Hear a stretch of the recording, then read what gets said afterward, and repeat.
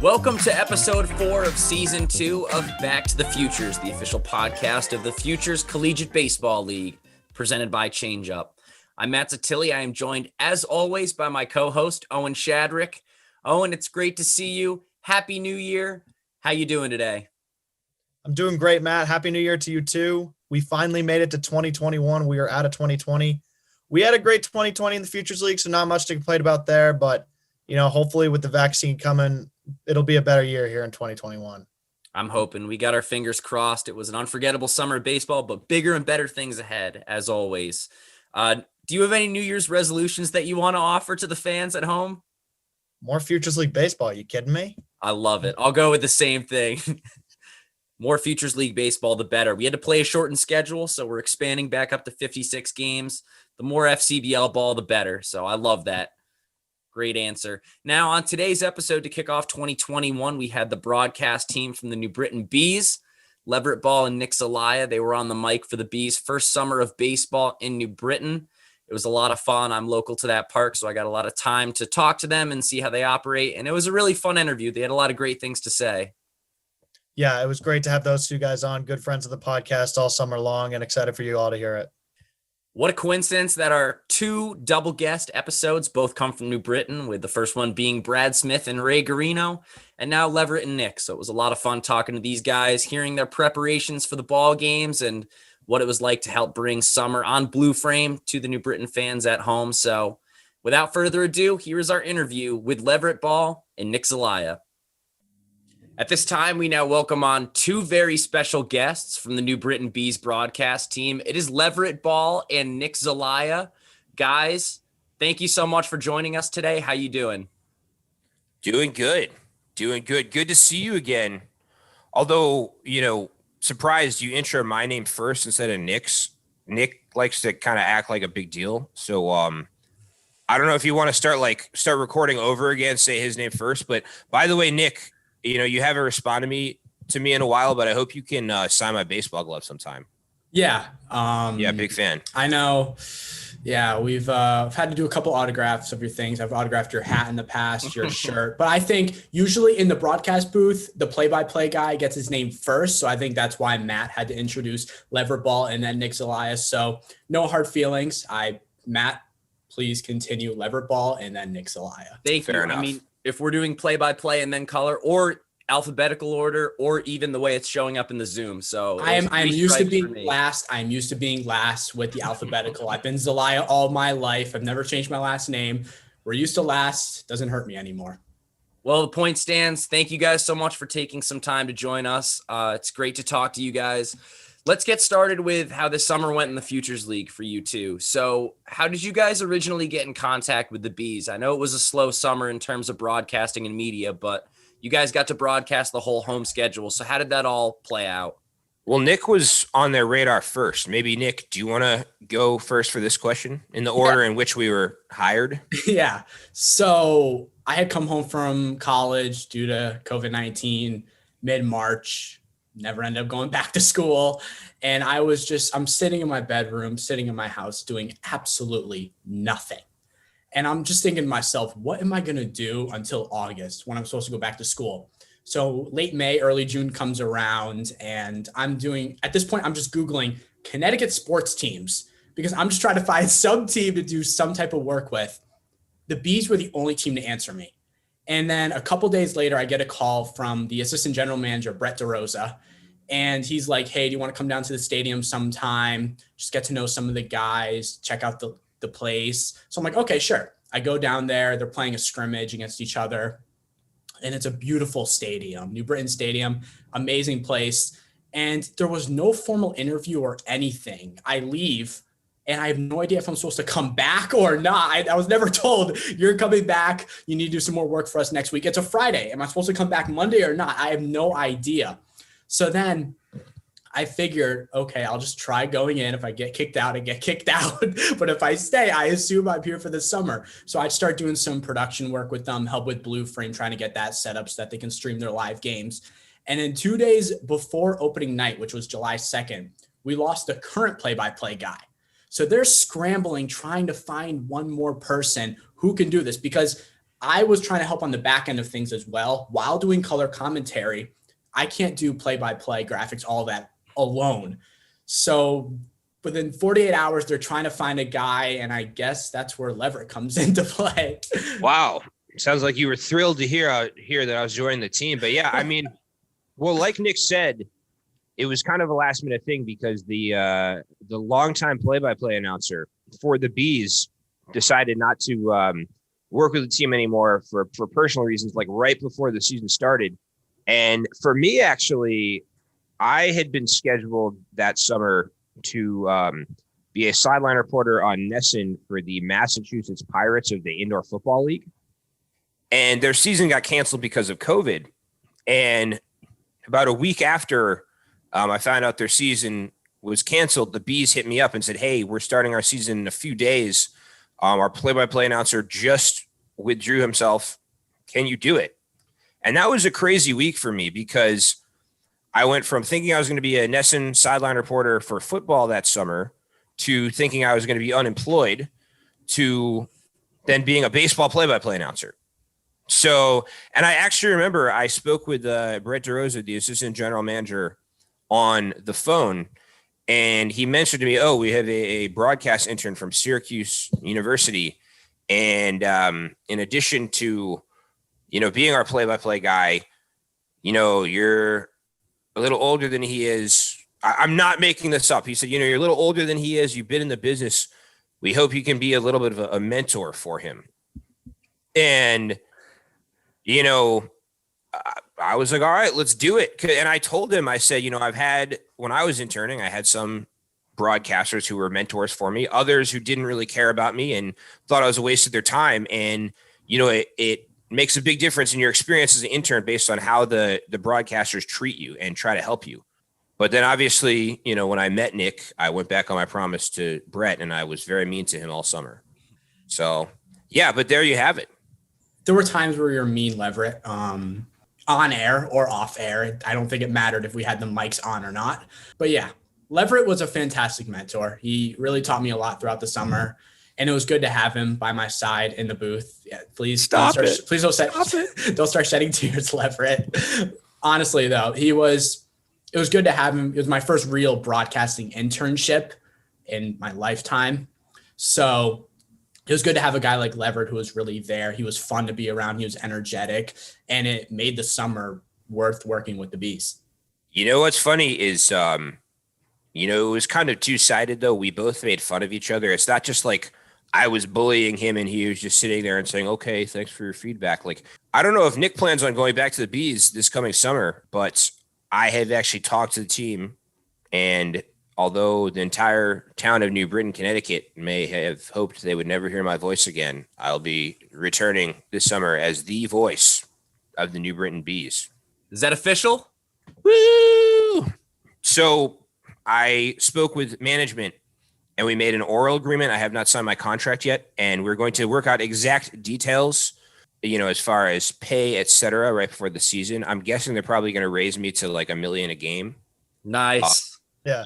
So, but who knows? It's kind of crazy. Like I said, I got the job right before the season started. I thought I was going to be working in indoor football that summer. And now here I am returning. There it is. Right there. The official word. Breaking news. Oh, on yeah. Back to the Futures. Leverett Ball is back. Let's go. Nick, any comment on that? Or you want to go hush hush for a minute? What's the word? mean, as of right now, the plan is to go back. Absolutely. Wow. I was really, I had a great time last summer, and with everything up in the air still everywhere, really, with COVID, there's so many questions. Why not run it back? Why not run it back? Go back, as Drake would say, go back to back. So, it's been clear since the jump of this podcast and the jump of the summer, broadcast chemistry is extremely important, and you guys clearly have shown that you have that. When did it click between the two of you, and how has it made it easier on the both of you? Well, you know what? I remember the first broadcast we did on opening night. It was kind of a mess because, like we already talked about, I was kind of signed last minute. Nick had been working with them for a little while prior to the season starting, and I remember we got to the stadium, or I got to the stadium, and I didn't really know anyone. I hadn't had as much time to prepare as I normally would if I were working with a new team because, like I said, I didn't know I was going to be working with them until a few days before the season opener. And then we had technical issues with our broadcast in the first couple innings.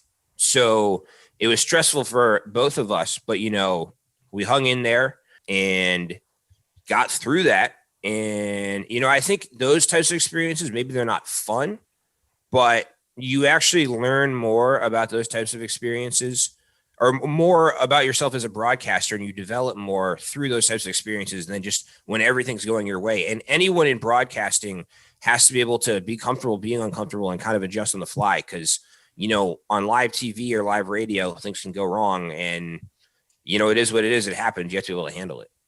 Yeah, I agree with everything you said. When we had those first couple of games, when the broadcasts were all over the place, nothing was going right with the technology. I wanted to just grab the computer, open the window, and frisbee that thing out the window.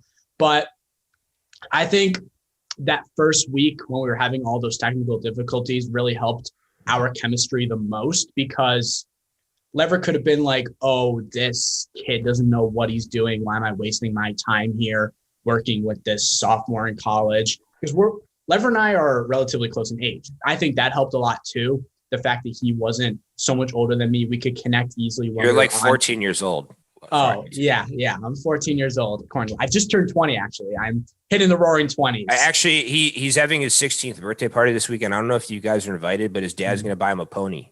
Nice. Oh. I did not get the invitation, unfortunately. Anyway, sorry I cut you off. Continue. No, you're good.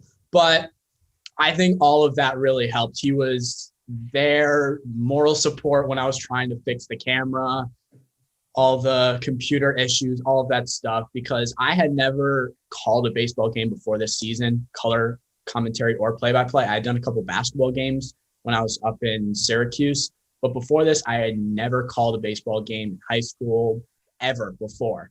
And just having Leverett there to help me out on the side whenever I needed it and just staying calm, telling me it's going to be all right and being there to help me whenever I needed that, I think that helped a lot.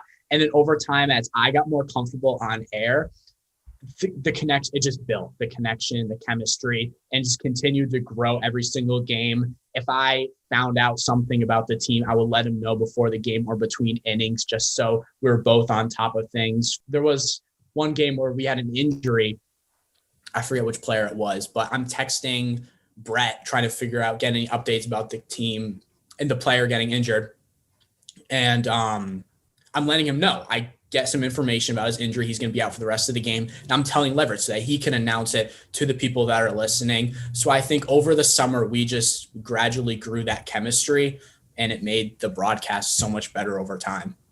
Yeah, and you want to talk Blue Frame. It was really cool that the league was able to implement that technology this year.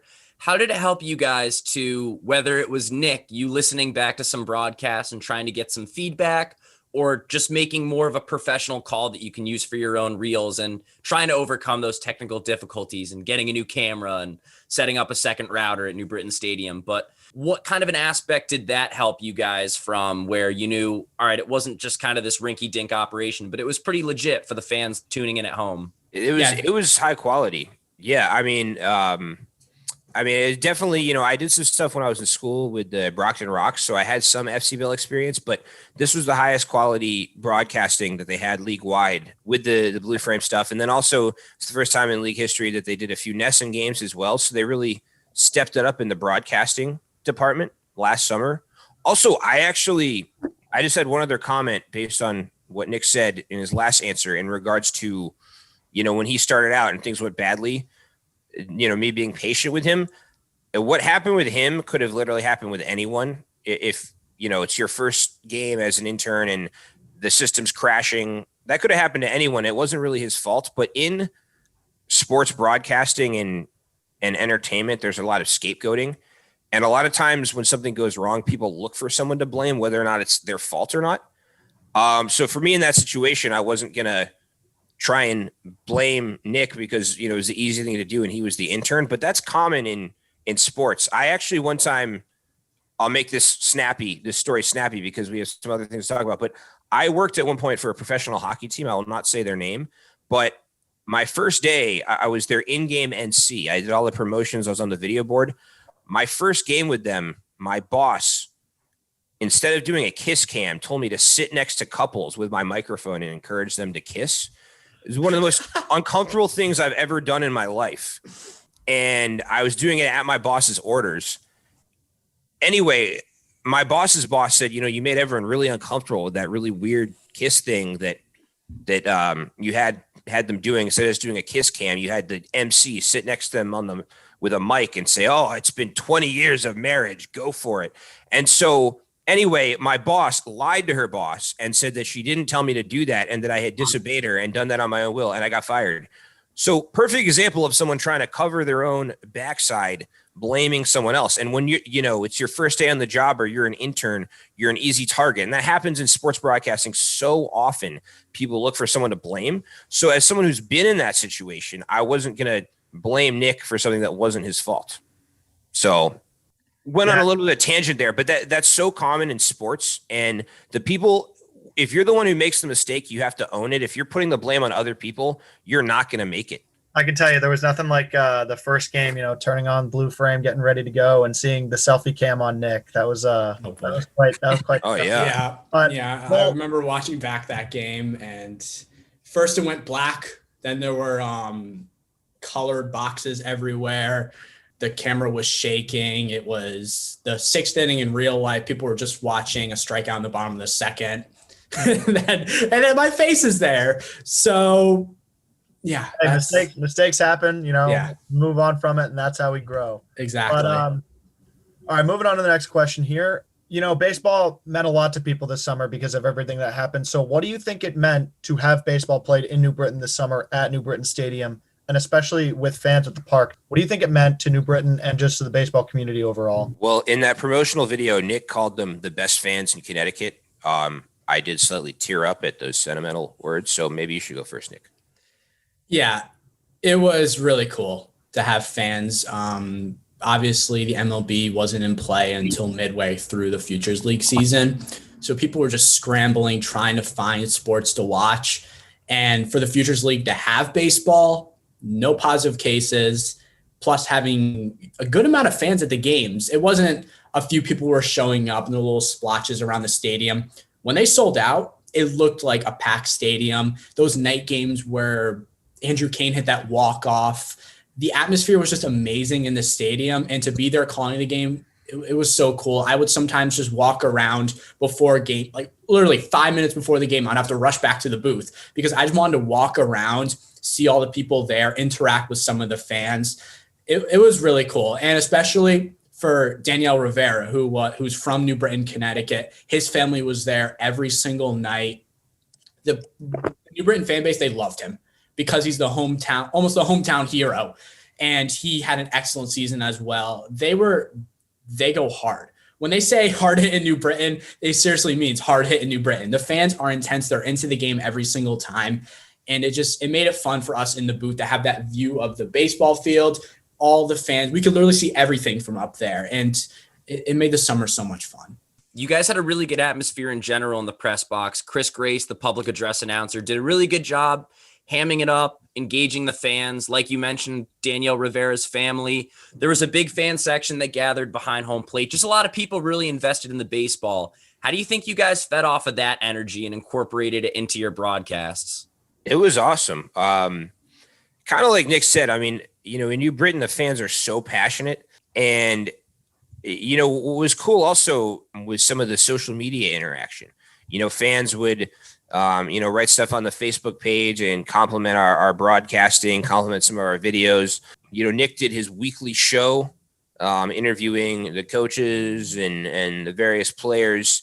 I even got, random Facebook messages from some fans of the team saying, we haven't been able to come to, like, a couple of different fans. They say, we're not comfortable going out and about during the pandemic, but we've been listening to the broadcast and we really enjoy your broadcast. That meant a lot. Having people I've never even met know who I am and reach out to me.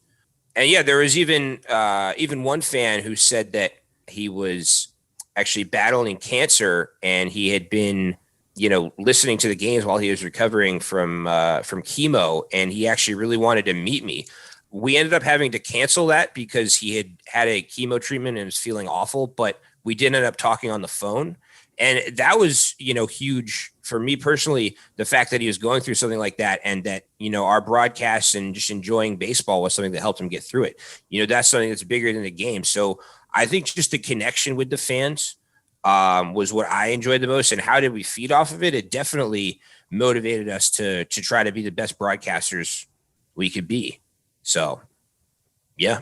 Yeah. And to add on to that real quick, it was sometimes tough because in professional leagues they have mics all over the field where they can get the noise from the audience and the crowd. But for us, that was obviously kind of tough because it's a smaller organization, smaller team. We don't have the mics in the left field, third base, first base, all over the place. So really, we would get that energy from the crowd and try to incorporate it into the broadcasts. And when going back to the Andrew Kane walk-off again, I don't think words came out of my mouth when he hit that. It was more noises, excitement, noises, all of that. It just showed how much the team really meant to us and how much passion we had for calling every single home game. Yeah, and you just said the Bees may not be Major League, but one thing that looked very, very professional was the social media presence of the New Britain Bees. Nick, you were a major part of that. What was it like managing that and having some great help from guys like Cody Charneski taking awesome photos? Yeah, Cody's work is amazing. I met Cody before the season started. We talked a little bit. He showed me some of his work, and I was like, whoa, so you're going to be working for the Bees all summer. And just throughout the season, we stayed in touch. He was making some awesome graphics. I got to help out a little bit because I had some Photoshop knowledge, and his photos were awesome.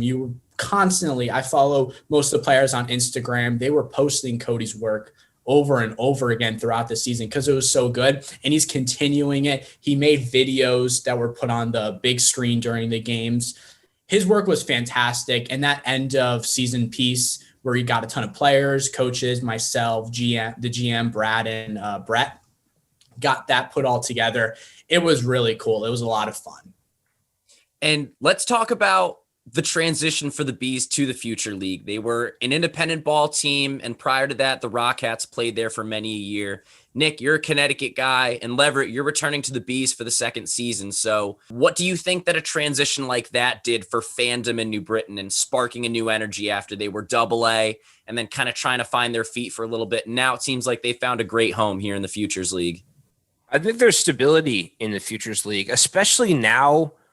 There's so much gray area when it comes to minor league baseball. For example, there are some teams that have been affiliated with big league clubs in the past that are now becoming independent teams. Like, for example, the Lowell Spinners. For a long time, they were a Class A affiliate of the Red Sox. Now they're becoming independent, if I remember correctly, this coming summer.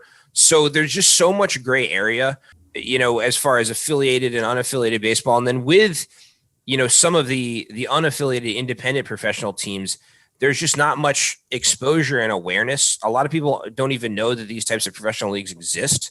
Some people, they think when they hear about, independent leagues, they think that those guys don't even get paid, that it's just like a men's league.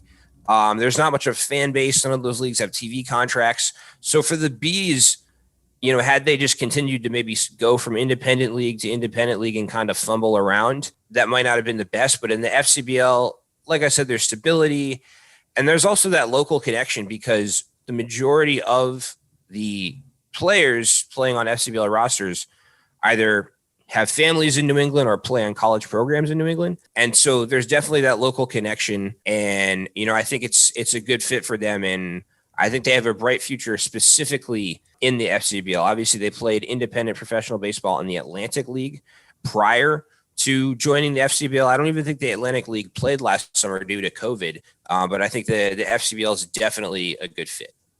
Talking about players playing locally, if you look at the Bees roster from this past summer, a majority of the players went to UConn. They played at Eastern Connecticut, Southern Connecticut, University of Hartford. A lot of those guys played for the Bees because they want to stay locally. It's a lot of Connecticut guys. And I think, honestly, this was the biggest season for the FCBL because a lot of those leagues were canceled, those collegiate summer leagues. Now the FCBL, they got their name out there. You have Pittsfield coming back next season. I assume they're coming back, correct? Yes. I believe they're, yes. Confirmed coming back. Yeah, so they'll be coming back. I'm sure in the next couple seasons, if the FCBL continues to grow, we can see a couple more teams maybe expand to Vermont or Rhode Island. Just try to get more New England teams in there and more guys. They saw the success the FCBL had. They want to go play for a league that has the sustainability and is reliable for their players to get 3-4 months of summer ball in when their collegiate season's done in the spring. So I think it's huge for the FCBL and the Bees. Being that one Connecticut team, they're going to drag all this attention from other schools within Connecticut. And there's a lot of talent, especially at UConn. I'm sure they can get guys there, or University of Hartford, those being the major D1 schools in the state. So it's huge for the Bees and the league in general. Yeah, it was a great summer for the Bees. Great having them in the league again. And, that was their first time in the league. But Leverett, specifically for you, it wasn't your first time in the league. You touched on it earlier. You worked for the Rocks a couple years ago. How did this season compare to your summer in Brockton? Well, I did stuff kind of off and on with the Rocks for a few years because I started doing stuff with them when I was in school. But it's just like the entire league was so different this year than it was in previous years for a number of different reasons. One, there was more exposure for the league because certain leagues like the Cape Cod League and other summer leagues didn't play. So players had fewer options and all of the top players were coming to the FCBL.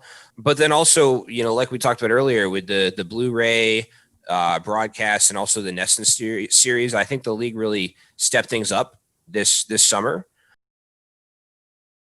So I think it was, probably one of the most, if not the most productive summer in FCBL history. So yeah, it was just awesome to be a part of, especially someone like me who's seen the FCBL in past years when it didn't get as much exposure and to see the difference, that meant a lot, in comparison to maybe someone who was in their first summer working in the FCBL to know where the league came from. So yeah, it was awesome. And the FCBL, it's cool because they're a mixture of, broadcasters and league employees who are, college students and they're doing it as a summer internship. And then also some old geezers like myself who do it as a job and, want to stick around for a while. Chris, our PA announcer, and I, we're both past the 25 mark in our lives, which is actually, according to scientists, when your life starts to go downhill and you start to become washed up. So for two old men like us to be able to work in a collegiate summer league is really cool. And then there are also some up and coming young studs like Nick Zelaya, who probably won't remember us in a few years. So it's pretty cool. Wow. Kind words from Leverett. Care to comment, Nick? Up and coming stud here. Leverett, I appreciate the comment, but just remember you were my first mentor. So yes. Remember that. I mean, he's kind of outswagged me today. I didn't, as I pointed out, I'm not having the best hair day, so I rocked a hat. He has like a perm from the Starsky and Hutch movie. So, yeah, I mean, he's definitely beating me in the hair department. Leverett, I've been rocking this hairstyle since June. I care a lot about my hair, take my time on it. So I got the shirt on. If I put the hat on, I take it off after the podcast. The hair is a mess. I need to shower again because I couldn't put a hat on. I had to rock at least a shirt. It's a whole operation. Leverett, for your sake, we'll hope that a lot of viewers are turning on the audio podcast versus video. Yes. So we'll really pick exactly when we release. No question. So Leverett, you want to talk about being a mentor, and also you've done work with Ness and you've done work with ESPN. You got a chance to serve as the first color commentator for the Starfires Bees game on Nesson, and Donnie Percaro served as the play-by-play guy, something that, similar to Nick, he wasn't super accustomed to, but that you had done before. What was that like, and how did you help coach him through that? And what was it like just getting a chance to be a part of the first televised game in league history? Yeah, well, I mean, so for Don, that was his first Nesson game, but, he handled it well. Like, I think from the outside looking in, he didn't look like someone who was doing his first Nesson game. He came in with a lot of confidence. So, it's not like he was nervous before the broadcast and I had to give him a pep talk. Like, he came in with a lot of confidence, and he's done, stuff in like game day operations with the Celtics and different places. So he's had a lot of experience in the world of sports. So I think, he could handle it. I think that's part of why they chose him as the first Nesson play-by-play announcer in league history. But you were also part of that group. It was You, Don, and Emma were the other on-air talent for that game, Emma Carmen. And I just remember as a group, we did some Zoom calls and different stuff to make sure we were prepared, went over some of the notes. And because I worked with the Bees regularly and not just for the Nesson game, I know a couple of you had a couple team-specific questions about the Bees. I think for the rest of the on-air team for that game, it was their first time on Nesson, but they all handled it well, and I think no one really looked like a rookie, and I think we were well prepared. So, Nick, you've already mentioned a couple of great games. I'll start with you. What was your favorite Bees game to watch this season?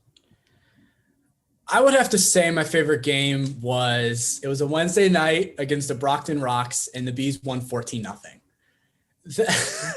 Just seeing an offensive masterpiece like that. Everyone was getting hits. The 8th inning, they scored 8 runs. And I remember, aside from actually calling the game, Leverett and I, we were just having a conversation about the most random things. The place was going crazy, and the Bees were just scoring run after run after run. And I'm just sitting there like, whoa, if they could do this every game, they're unbeatable.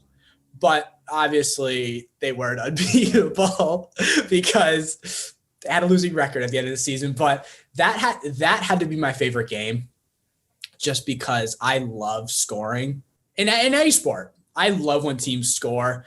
Obviously, there's some people that like the defensive side of sports. There's some people like the offensive side. I like when it's an absolute blowout and your team is scoring the majority of the runs. So I would say that 14-0 game over the Brockton Rocks would have to be one of my favorites.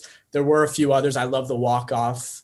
Leverett, you've mentioned it with Todd Peterson when he hit that 3-run shot, and the Andrew Kane walk-off that I've mentioned a couple times. But that 14-0 game, that was something special. No question. I would say Todd Peterson's walk-off home run, although it's actually been a while. Which team was that against, Nick? I think. Was that against Worcester? Was it Worcester? I think it was. Yeah, that was the game when they had the short fence because the left field fence was damaged due to weather, right? It wouldn't have been a home run if the fence wasn't there. Although it wasn't an unfair advantage because Worcester hit a short home run to left field earlier in the game. But yeah, it was against Worcester. And yeah, Todd Peterson hit that walk-off home run, and we flipped out. And actually, if you guys have heard the clip, the Bees have reposted it on social media a few times in the offseason. After I said, home run, Todd Peterson, whatever, Nick comes in and says, "Good night, ladies and gentlemen." Yeah, it sounded kind of ruined your 5 seconds of fame, but it sounded like we know for next year. Yeah, it sounded like he was the closing act in like an opera. Like he was like, "Good night, ladies and gentlemen." But yeah, as many of your calls often did. But I believe Todd may have hit a home run that was a no-doubter over that short fence earlier in the year. But you want to talk how that kind of came into play towards the end of the year. There was a huge windstorm, and that left field fence ended up coming in. Was there any stuff that you guys had to figure out in terms of rulings or just adaptations to the broadcast because of that weird variation that you had to overcome mid-season, among many other obstacles throughout the summer? I'd say I don't think it really had a big impact on our broadcast, although it was challenging for other people in the organization. Like our assistant GM, Brett, who we mentioned earlier, he had to put in a lot of work to, build the temporary fence. And then they had to talk with the umpires and go over rules and regulations. So there wasn't any gray area as to what was a home run, what wasn't. So I think it was challenging for the management, the Bees management. As far as broadcasting went, I don't think it really changed anything that we had to do. Although we did get some chirps on Twitter from Front Row Brian, the Bravehearts fan. He, was giving us a hard time about our broadcasting and some of our insights. He also complained about the quality of our new fence. Although I'll say this, Front Row Brian had some laughs at our expense, although it was always good nature. It was never anything personal. I thought it was fair game. I don't think anything he said crossed the line. And honestly, I think he's a good fan. As announcers for the opposing team, we were the butt of his jokes, but like, had there been a Bees fan like that who kind of mouthed off on Twitter a little bit, I think I would have found it amusing. I kind of fired back at Front Row Brian a little bit, but it was good natured. I did, when the Bees hit a home run, I said, "Take that, Front Row McGee." And then at the end of the game, the Worcester ended up coming back and winning that day. And so then he posted on Twitter a Photoshop of him with his front row Brian shirt. And it's Photoshopped to say McGee. And then it says the final score in the caption. So he kind of got the last laugh on that one. But yeah, I mean, if I saw front row McGee in person, like I would, buy him an adult beverage if he's 21 or over, or if not, a Gatorade. Like it wouldn't be awkward, but we did have some fun butting heads a little bit on Twitter. Yeah, about the wall. Go right ahead. They had a couple days to fix that. With everything that happened this season with COVID-19 and just trying to have baseball, you don't expect for your entire left field wall to just collapse. That's on the bottom of the list when it comes to the year 2020. But with how quickly the town and the team management, they figured out a solution to building a fence. Obviously, the new fence, the real wall is being built over the offseason, but they got that fence for the last couple of weeks of the season. It caused a couple laughs when players tried to make a diving catch and crash right into the fence, lost their feet a little bit, but it worked perfectly fine. Obviously, it was a little bit shorter, but it was great by the Bees to figure out a solution within a couple of days because they had a home game coming up and just to figure something out in order to play baseball and have to cancel a few games. Before we return to our interview with Leverett Ball and Nick Zelaya, once again, we wanted to give a big shout out and thanks to Changeup, one of the FCBL's cornerstone sponsors. Changeup is a cutting-edge, player-centric pitch and performance management application. By comprehensively and accurately tracking pitch activity and capturing critical in-game performance data, Changeup helps baseball coaches protect their pitchers from overuse and helps players reach their full potential safely. During the 2020 season, FCBL teams reap the benefits of the Changeup application, including the ability to keep college coaches informed on what and how their players are doing here in the FCBL. Coaches and parents at all levels, Little League, AAU, high school, and the collegiate level take notice. Changeup is the clear choice to ensure your pitchers aren't being thrown too much or too often and are getting proper rest. In addition, Changeup's analytics function helps coaches and players understand each pitcher's current performance thresholds and helps inform training protocols to get your players to the next level. The Futures League is bringing you tomorrow's baseball superstars today. Changeup is helping make sure those superstars travel safely and as far as possible on their personal baseball journeys. Are you ready to join the Changeup revolution? For more information, visit Changeup's website, www.changeup.io. That's www.change-up.io. Changeup. Every pitch counts. We now return to our interview with Leverett Ball and Nick Zelaya. Yeah, it was certainly an exciting summer with a lot of twists and turns, but one thing that was constant was just the impressive nature of all the players in our league. So, guys, who was your most impressive player to watch this summer on the Bees? I would say probably Noah Martinez. He was the most consistent hitter on the team. Andrew Kane was probably the hottest hitter out of the gate and probably the best hitter on the team for the first few weeks, although he cooled off a little bit. Noah Martinez never had one stretch when he just completely caught fire, but he hit consistently throughout the season. Early on in the season, he was hitting for a high average with not much power, but he started to hit some more home runs down the stretch. I'll never forget, he hit a 430-foot home run one game, and I interviewed him after the game, and I said, that was an impressive home run. I've never hit a ball that far in my life. I'm kind of jealous. And he said, okay, man. But humble guy.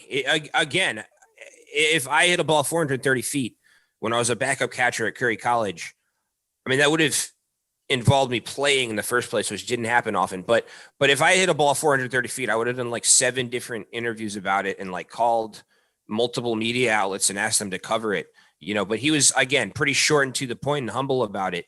But he was a beast, and he was also very good defensively as a first baseman. Also, I think what impressed me about him was how smart he was as a hitter. Not just hitting long home runs, but how smart he was about working the count and tailoring his hitting approach to certain in-game situations. If the team was down by a few runs and there were men on, he'd swing 3-0 and swing for the fences and try and hit it out. In other situations, he'd take on 3-0. But he was just a well-rounded, all-around baseball player. So I would say for me, probably Noah Martinez. I really like Noah Martinez, watching his growth throughout the season. There are a couple guys I was most impressed with. I'm going to be a little biased in my hometown here, and Leverett knows who I'm talking about. Catcher Mike Caruso. I went to high school with him. I remember why I went to a couple games at Lyman Hall High School when I was a sophomore. He was a senior just because I wanted to watch some of my friends play.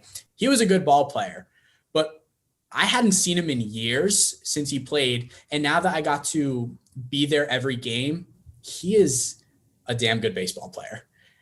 Defensively and offensively. I don't think he could have had more at bats if there weren't so many catchers on the depth chart. They were trying to rotate guys every single game.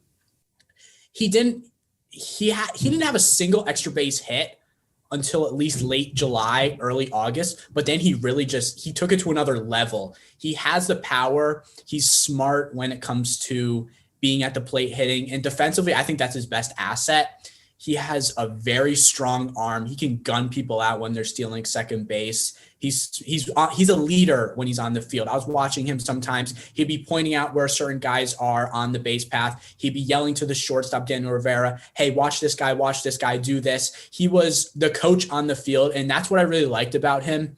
I don't think he'll be back next season because I believe he was a senior, so I don't think he'll be eligible for the season unless he decides to do a fifth year because of COVID. I know rules. There's a lot of NCAA rules there, but I was really impressed with him throughout the entire season. He was a great player. And if he was starting consistently for the team, if he got the chance to, he would have made some serious noise. Yeah, great guy too. We had him on episode 19 of this podcast series, and really humble guy, had a lot of cool things to say. You could tell he really has a knack for the game. So I love those two answers. Now, you guys had a great time in New Britain this summer. It was super fun to see you guys perform your work together. Let's talk a little bit about your personal background and other media and sports experiences that you guys are venturing into. So, Leverett, you mentioned it earlier. You're serving as a studio host and a sideline reporter, broadcaster, kind of jack of all trades for the Mass Pirates, who play in the IFL and arena football team. Talk to us about your role with them. I was supposed to, like I mentioned earlier, work with the Pirates last season. The season was canceled. So last summer, like I said, strictly work with the Bees. The Pirates, they actually start their season in the spring and it spills over into early summer. So I'll be working with the Pirates, like I said, this spring, and there'll be a little bit of overlap between the end of their season and the start of the Bees season. So those couple of weeks will probably be very, very busy for me, going back and forth from the Bees home field in New Britain, Connecticut to the Pirates home turf in Worcester, Massachusetts. Probably put a lot of miles on my car during that time. But with them, I'm the sideline reporter for their home games. Their home games are broadcast on Nessun. And then I also do their weekly off-season show, which is called Pirates Weekly. And then I do a lot of, freelance stuff outside of my work with the Bees and Pirates. Usually I do a lot of college sports. This past year, a lot of college teams I work with have been canceled. I was last year the public address voice of Harvard University athletics, but none of the Ivy League schools have played any fall or winter sports thus far because of the pandemic. And then I also have done some obscure sports on ESPN. I was an ESPN commentator for fencing, and I've also been talking with them about doing their ACL Pro Series this spring, the American Cornhole League. So none of the sports I've done on ESPN are ones that people actually watch, but I can say I've been on ESPN. So that should be my conversation opener. I'm a ESPN fencing commentator. No big deal. Leverett, I was actually watching ESPN. I believe it was ESPNU yesterday. Yeah. They had a spike ball tournament. Would you ever commentate spike ball? Yeah. I mean, if they're paying me and it's on ESPN. The one other thing I almost did, I briefly worked with the Women's Professional Lacrosse League, who are currently out of business. And I was supposed to be the sideline reporter on ESPN for their season opener, and they forgot my microphone. So I got there, and that was before I did any of the other ESPN stuff. So I had never been on ESPN before, and I'm like, it's my ESPN debut. I'm so excited. I hit up every person I've ever met in my life. I'm like, watch me on ESPN. Some people are like, I forgot about you after middle school, but thanks for telling me you're going to be on TV. I show up at the field. They said, we forgot your microphone, but we need someone to do the stat book. And since then, the Women's Professional Lacrosse League has gone out of business. They no longer exist. They weren't the most structured organization, but I do still have a WPLLT, which is now a collector's item, because how many people can say they have T-shirts from a league that doesn't exist anymore? I got to ask a follow-up about all of these obscure sports. I have to. How do you prepare to broadcast fencing or cornhole or maybe spike ball, as Nick said, if you get the chance? How do you, like, what goes into the preparation for that? Well, that's the thing is, like, with those obscure sports, obviously I haven't played them, but I think it's like that with any sport you haven't played. Like, for example, it's easy for me to do baseball games because I used to play college baseball. It's harder doing sports that you haven't played before. So anytime I'm doing, obscure sports like the one you mentioned, or like, for example, I've done a lot of college hockey games. I never played hockey. I don't even know how to skate. If I tried to ice skate, I'd hurt myself. But, as someone with no background in the sport, you still have to act like you know what you're talking about. So part of it is extra preparation. Like, I study more for sports I haven't played than ones that I have played, because some of the sports I have played, they just come naturally. So I'd say you have to prepare more. Also, not only study the details of the sport, but like watch broadcasts of the sport so you get kind of a feel for the flow of how things work. In fencing, there's a lot of downtime in between battles. So I mean, like, when you're waiting for Sir Lancelot to come up and stab someone, you have to find more stuff to talk about during the downtime. There's less of a consistent flow of play. So I mean, it just depends, but I think you have to study up. Also, part of it is just acting like you know what you're talking about. It's almost like if my father is an economics professor. He obviously knows a lot more about economics than I do, but because I have more practice speaking on camera, I might be more comfortable talking about economics on TV, even though I don't know what the heck I'm talking about. He has a PhD in economics. So I think honestly, some of it's just the way you deliver information. If you sound confident, people believe you, even when you're clueless. So it's almost like trying to get a woman's phone number. If you go up and you're like, sorry to bother you. Maybe could I take your number and call you? Rather, it's like, hey, nice to meet you. If you come across confidently, it looks better. So a lot of the times when I'm on TV, I have no idea what the heck I'm talking about. I just act like I do and people believe it. Well, that's a great point. And sometimes that's probably the best prep for toning your skills and getting more comfortable for broadcast in general. Yes. So that was an uncomfortably long answer on my part. I just went in 5 different directions. Like I kind of zigzagged around and then got to the point, but that's okay. Now I know how to get a woman's phone number, That was an emotional roller coaster. Yes. It was. And Nick, transitioning over to your side of things now. So you're a sophomore at Syracuse University and you're in Newhouse. It's one of the best communication programs in the country. You've done on-camera work for Citrus TV. First off, congratulations. I know that's a role that you've transitioned into this year. And you provide a lot of sports coverage for newspaper, TV, etc. So what can you tell us about what work you're doing for the Orange up at school? Absolutely. So I have really gotten involved with Citrus TV, which is the student-run television station at Syracuse University. And my first semester there, really how freshmen get involved is you just got to show up to the station. You got to get your face out there, your name, literally helping cut clips. That's your job when you're a first semester freshman, cutting clips for the show for the upperclassmen, just so they can, I wouldn't say lay back, but they can do their studying, they can prep for the shows and not have to worry about doing all of that, basically busy work. And then you're able to try out going into your spring semester. So I did. Unfortunately, I did not get an on-air position, but it's tough for a freshman who is just going into his spring semester. So I got involved with social media. I figured, okay, maybe this will help get me a little bit involved. So pretty much they created the Tap, which is a 2 to 3 minute version, kind of like the Sports Center on Snapchat with Gary Starewski. I think that's how you say his name. Strysky, excuse me. Gary Strysky. Thank you, Leverett.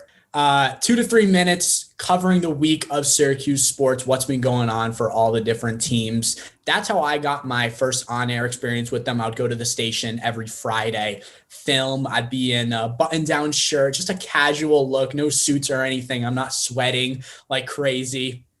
So that's how I kind of got involved.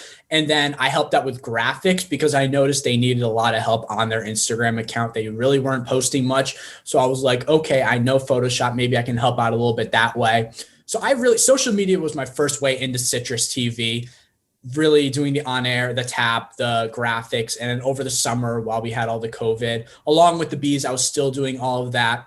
But once we got back to campus, we had, for this past fall, my sophomore year, we had tryouts. I got the position I wanted. I wanted to be an analyst on the show Q's Countdown, which basically dives into the football game or the basketball game for the week. I never had a chance to do basketball because we got sent home again for COVID. But for football games, for example, if we played Clemson on Saturday, we would film the show Thursday night. It would go up Friday, and basically we just look at what does Syracuse need to do to beat Clemson. Obviously, we were down 6. We were down 6 in the third quarter. So that was progress. Then Trevor Lawrence started trying, of course.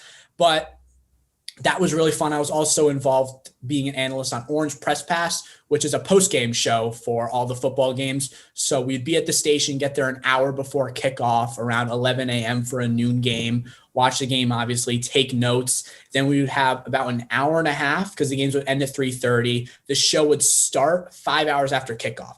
So 5 p.m. we would start the show. You've got to go through it quick. People are cutting clips. We're doing our notes. And then 5 o'clock sharp, we are on air. It was a fun experience, and obviously I want to go back this upcoming winter just because I want to continue to do that. It's my favorite part of being on campus is Citrus TV. It got me a lot of experience. Obviously, my first time doing on-air shows, being a studio analyst. It was a lot of fun, and I have much to work on, but at the same time, I have progressed since I walked on campus August of 2019 as a freshman. I've grown a ton. So I've been very happy with Citrus TV. And most importantly, real quick, the seniors, this year's seniors have been huge mentors. They've helped me throughout the process. They have been there to call, text whenever I need it, whenever I have questions, whether it's prepping for a show or just asking questions about a class that they took when they were sophomores. I'm really grateful to be at Syracuse University, and hopefully it helps out in the long run. Yeah, I'm sure it will. And, a little backhanded compliment here as a fan of a rival ACC school, but Syracuse football going 1-9 or 1-10, whatever it was, like, I'm sure that level of success, whatever you want to call it, helps you in your professionalism and delivery for trying to recap it in a well-prepared manner. And also, try to provide a fair balance of complimenting whatever went well and keeping it real.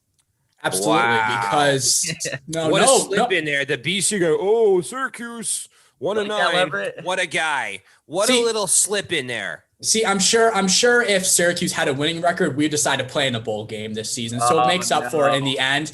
But it is a challenge when you go 1-10 because you don't want to repeat the same thing every single week when you're on air. You want to try to change things up, look at some type of positive. We had a running back, Sean Tucker. He was a freshman. He wasn't even on the week 1 depth chart. He was the 5th or 6th running back. He inched his way up, and he showed promise throughout the season. So although we kept going back to him, it was like, okay, this team is heading in the right direction. Who knows where that direction might be, but it's in the right direction. Yeah. Hey, player safety, Nick. Player safety. I don't know how you can back our coach for that. And Matt, I give you a hard time about the BC thing. I even on Nesson, when you did your first hit, you talked about BC players in the FCBL, and I said on the live broadcast that you're such a BC Eagle. They probably built a statue of you on campus. Didn't some of your BC buddies start texting you when I said that? That is primed and ready at the beginning of my reel. So credit to you, Lex, for that. Well, but it's all jokes aside though. Like, I think knowing how to talk to losing athletes is an important skill because sometimes, you may be covering a pro team and you have to get a quote out of them. You can't just skip the interview altogether. You need some type of content and they're in a horrible mood. I mean, we just saw the other day, JJ Watt, his press conference about how frustrated he is with his Texans team. You have to deal with some angry dudes sometimes. And yeah, I mean, that's an important skill because losing is a part of sports. And if you're covering the losing team, you have to, again, ask the questions without being completely condescending. Right. No, that's a great point. Couple questions before we launch into our quick hit segment. So you guys are guests on our podcast, but you guys both have podcasts of your own. We got the Leverett Ball Show and we got the Lake Show podcast. Can you guys quickly talk to us about how you guys got into podcasting and how it is and how you're prepping to kind of advance and keep perfecting what you got going on there? Sure. Yeah. You want to go first, Nick? No, you go. I know you're a big deal, but okay, I'll go first this time. So I had done podcasting in the past, but I had never done it solo. So I used to do a podcast with my friend Garrison Feldman, who we worked together with WEEI Sports Radio, and he's now a producer for iHeartRadio. And we did a podcast together. We called it the Levin Garrison Show. He had to stop doing that for personal reasons. And then when the pandemic started, since a lot of my like play-by-play and sideline stuff got canceled because there weren't as many games, I said, okay, let's do my own podcast. I've done podcasts with other people in the past, either with the Levin Garrison Show or going on as a guest, but let's do my own podcast while I have some downtime. So now, I have the Leverett Ball Show, like you said. It's available on Apple Podcasts, SoundCloud, YouTube, and Spotify. And yeah, I'm really excited to be doing that. And it's really important, I think, to make your own content, whether it's through podcasting, if you have a YouTube channel or social media. A lot of broadcasters have .com websites. I personally choose not to. I do all of my promotional stuff through Instagram. So subtle plug here. If anyone wants to follow Leverett Ball Official on Instagram, the content will bring a tear to your eye and brighten your day. But yeah, don't forget to hit up Leverett Ball Official on Instagram, and also subscribe to the Leverett Ball Show on either Apple Podcasts, Spotify, SoundCloud, or YouTube. Let's go. First, Matt and Owen, I hope you're getting a check for all these promos that Leverett is throwing out in your podcast. Just give us a cut. Just give us a cut off the top, Leverett. I'm sending them 4 peanut butter and jelly sandwiches in the snail mail. Yeah, so real quick, just diving into the Lake Show pod. Myself, I've been a big Lakers fan my entire life. My roommate this year, he's from San Diego. He's a giant Lakers fan as well. And being broadcasting majors, both of us, we thought we would just talk about our favorite team. Obviously, we got it going around the time where the Lakers were making their playoff run in the bubble and then won the championship. So it was an exciting time to get the podcast started. But pretty much as broadcasting majors, I had never really thought about doing a podcast. And I thought a lot would have to go into it, but really it's just talking. It's just having a conversation with your partner. And that's what I like best about it. And it just gets you comfortable talking on air, even if it's not in front of a camera, in front of hundreds of viewers.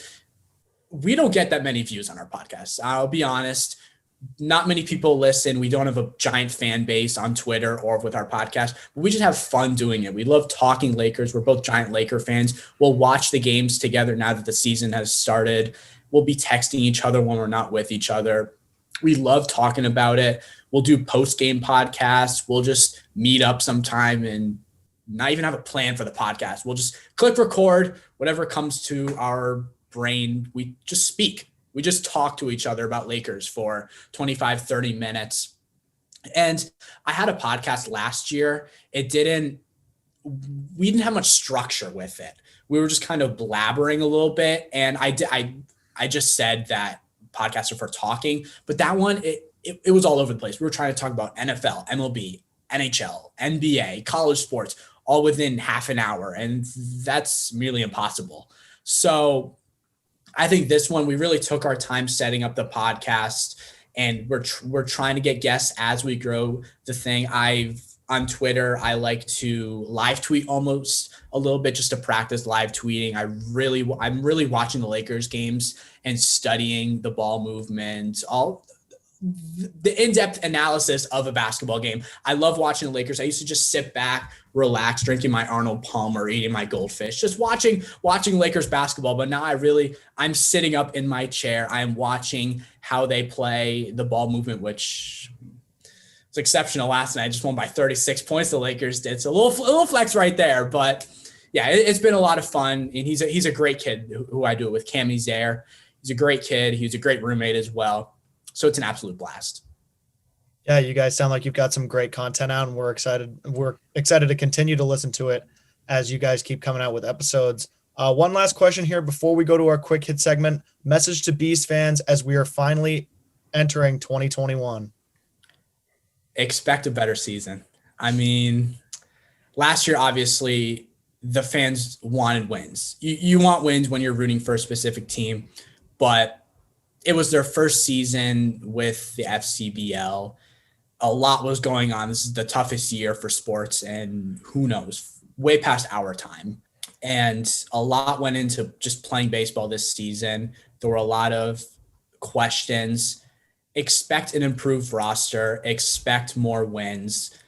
I've seen some of the new players that are coming to the team. Just be ready for more wins, Bees fans. I'd say the same thing. Expect a lot more winning this season. I think, last season it was an accomplishment just to have a season, let alone do well. You think about how many different sporting events in a variety of different sports have been canceled in 2020. And the fact that the Bees were able to, like I said, have a season and have some fans in attendance, with the 25% capacity allowed in the stadium, that alone was an accomplishment. Now that, we're slowly getting through this pandemic, we can expect better things. And I think, like Nick said, they're adding a lot of talent to the roster. And yeah, I think they're going to be really solid this coming season, and they're going to come out of the gate hot. Yeah, and it's a big help to have returning players and have a roster already in shape, like you mentioned. So we're looking forward to New Britain's second season in the Futures League. The first one was a ton of fun to follow. Guys, we got one final segment. It's called Quick Hits. It's presented by Zephyr, the official on-field hat of the Futures League. Zephyr, high quality and innovative design since 1993. I know you guys were big on hat promos and social media. I don't know if any of you guys have a Bees lid near you, but those things were looking pretty sharp. Nick's scouring his room real quick. I'll That's all right. I don't know where I put it. I have this Broncos helmet, but it's a little. So he's lying because not sponsored by Zephyr. Mess up his hair. I'm sorry. He spends like 45 minutes a day adding product to it. He doesn't want to mess it up. Totally fine. If you got a good thing, might as well keep doing it to keep it working. So anyway, guys, it's been a ton of fun so far. We have a couple more questions for our audience to get to know you guys a little better. Is that cool with you? Absolutely. Yes. Sweet. Let's do it. Favorite player on the Bees that you've covered, or best interview that you got a chance to do post-game? Noah Martinez. Andrew Kane, because they showered him with water afterwards. They sure did. Hey, when you hit a walk-off that good, you deserve to get a shower in that fashion. Now, how about a favorite venue you've attended a game at or covered a game at? Leverett? Gillette Stadium. It was for the Patriots. It was kind of stressful getting in because there's so many different rounds of security you have to do to get into an NFL venue. But it was my most liked Instagram post ever. So stressful getting in, but got to boost my incredibly fragile self-esteem with some Instagram likes. Gillette Stadium covering the Patriots. With my small resume, New Britain Stadium. Let's go. Can't beat it. How about a bucket list sporting event or venue that you guys want to attend soon? And that could be either as a fan or as a broadcaster? Sure. However you want to take that. I would say as a fan, the NBA Finals. And as a broadcaster or a reporter, the Carrier Dome, which I hope to do within the next year or two. Sweet. I'd say maybe some more stuff at the TD Garden. I did some Bruin stuff there in the past, but that was one of the coolest venues I've been to. They actually have a hot fudge sundae machine in their media room. So I'd like to eat some more hot fudge sundaes down the road. Yes, they're between doing a couple Beanpot games and then also an event or two else there. Their food display is probably one of the best in the area. Oh, yeah. Love it. Always good to structure your bucket list broadcast by how their food service is. So 100%. Yes. How about walk-up music? If you guys were walking up to the dish, Leverett, maybe it's something you had at Curry College, if you guys had that, or something you'd put on today, what music would you have on walking up to the dish?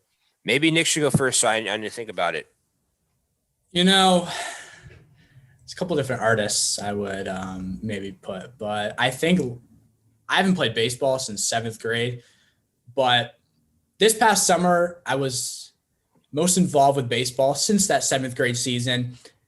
Leverett and I talked a lot about Drake. So I any Drake song. I'm a big Drake guy.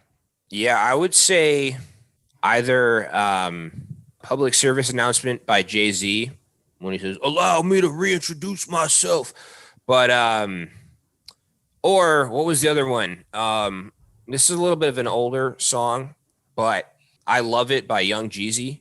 Yeah. I could take that Young Jeezy route too as a Broncos fan, seeing Drew Lock shake his head to put on by young Jeezy. I could definitely walk up to the plate. Watching Drew Lock perform, I'd probably strike out in that case. But, I mean, yeah. Put on's another good one. It is, yes. Yeah. Love it. All right, so big Drake and big Jeezy fans. Well noted. How about favorite big league team and player, whether it's current or historical? I'm a New York Mets fan. Pray for me, please. And I'd say my favorite player all time, I grew up with David Wright, so it's got to be the captain.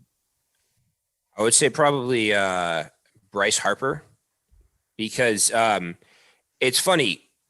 Like, Bryce Harper got famous before he even made the big leagues because he was the first ever sophomore to win National High School Player of the Year. And he was on the cover of Sports Illustrated at 16.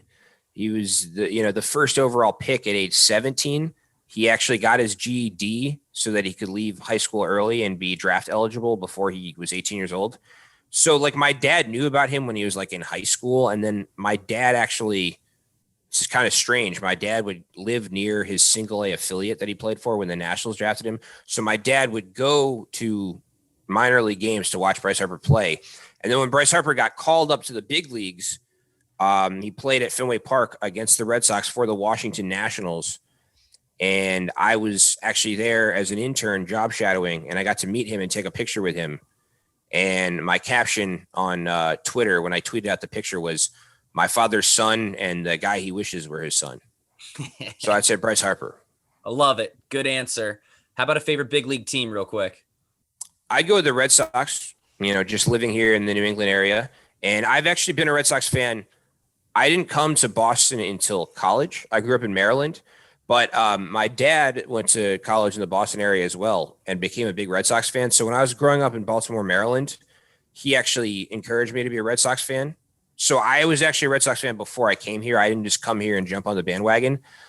Plus, when I was growing up, the Baltimore Orioles were horrible. So it's not like I was dying to cheer for them. All right, keeping going with these quick hits questions. What about a baseball nickname or a nickname in general you've been given over the last couple of years? Okay, so my final baseball season, I was playing with a summer team. I think it was 6th grade going into 7th grade. They nicknamed me Zebra. And my only thought is that Zelaya, Zebra. But other than that, I mean, we didn't have pinstripes on our jerseys or anything. I really don't know why I was nicknamed Zebra. Did I run like a zebra on the field? Because last I checked, I was one of the slowest guys on the team. I was playing catcher because I couldn't run in the outfield. I couldn't catch the ball.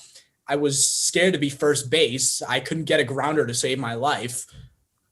I don't know why I was named Zebra, but I guess I'm Nick Zelaya Zebra. So double Z. Wow. I mean, interesting nickname. Also, based on what you said, I don't want to be mean, but it sounds like you were a very bad baseball player. I mean, that's what you said, though. You gave the mean scouting. There's a reason I retired when I was 13 years old. So you're telling me there's a reason. I looked at myself as an athlete and said, okay, what can I do? What can I do? I can catch a football. I can shoot a basketball. I'm scared of a baseball. We're going to stay away from the spring sports. I was the opposite because I did play college baseball, but I was really bad at basketball. I didn't even play high school basketball, but in middle school basketball, this is actually a true stat. I had 13 points in 45 games in 3 years of middle school basketball. That is 100% true. What's that? What's that average? That's a record of some sort. That's like an economics major. You got to be able to compute that. 0.5 points per game when scoring once counts as 2. So my main role was coming off the bench to foul people. Like if someone was scoring too much, they put me in to foul them because they didn't care if I fouled out. So I would just like, if a kid scored like a couple of baskets in a row, I'd come off the bench, body slam him, get like a flagrant foul, nearly get in a fight, get sent back to the bench for 20 minutes, and then come in again and foul. I was kind of like in hockey, they have goons. I was like the first ever basketball goon where I had no skill. I just come in to rough people up. How about a baseball nickname? When I played at Curry College, I have really been all over the place today. I drank a lot of coffee before this. When I played baseball at Curry College, my nickname that my teammates gave me was Lev Daddy. And I had kind of a cult following because my freshman year on the baseball team, I was the third string catcher. So like almost never played. and they made all the freshmen get haircuts. I was voted ugliest freshman haircut because I had a mullet. And I had a unique name, and they called me Lev Daddy. And like, I kind of developed like a cult following around campus where I was like more well-known than the good players. So like they would put me into pinch hit. They one time put me into pinch hit in a 25-0 game, and I grounded out to the pitcher's mound and got a standing ovation. And people were chanting, Lev Daddy, Lev Daddy. And like, people were asking me to never get a haircut for the remainder of the semester after I got my mullet, so you could just get progressively uglier and uglier.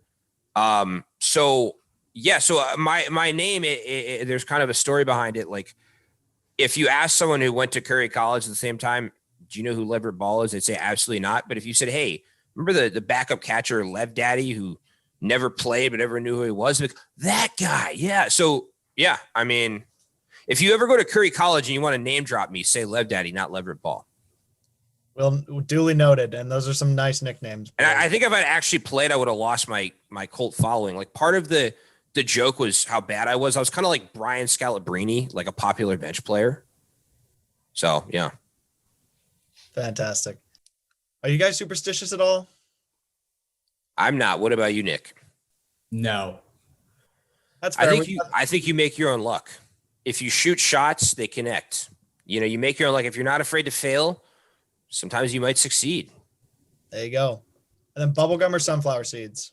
Sunflower seeds. Sunflower seeds. And I eat the shells.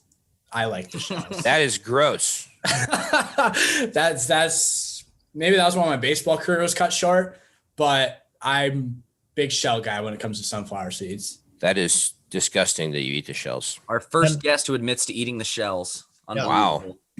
I like to be honest. Any brand or flavor in particular? Sizzling bacon. They actually used to make that when I was in high school. I don't know if they make that anymore. I don't know. I only like the original. The sizzling bacon one's interesting. Have we heard that, Matt? Not at all. That's a new one. Yeah, they have come out with a lot of new flavors recently. They're going in so many different directions with sunflower seeds. Yeah. And then, all right, moving on. How about a media piece or content that you're most proud of? Nick, go first. I'm going to think it through. I would say my most recent show, going back to Citrus TV, my most recent show talking about the Clemson game. That's why I brought it up earlier. I think the host was Jenna Fink. She's a senior. And then the co-analyst was Cam Azier, who I do the Lake Show pod with, and my roommate. This was our third show this semester, and it was the best production-wise on air.